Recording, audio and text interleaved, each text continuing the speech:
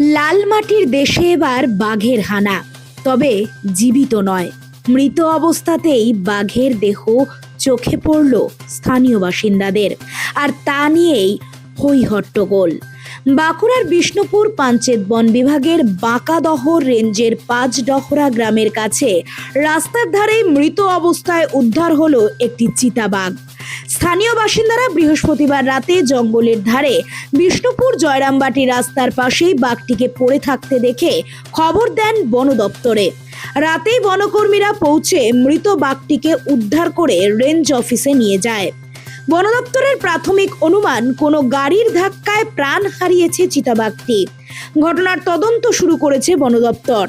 হঠাৎ করেই রাস্তার ধারে চিতাবাঘের মৃত্যু ঘিরে চাঞ্চল্য ছড়িয়েছে এলাকায়। Bureau report, Nobel Bangla.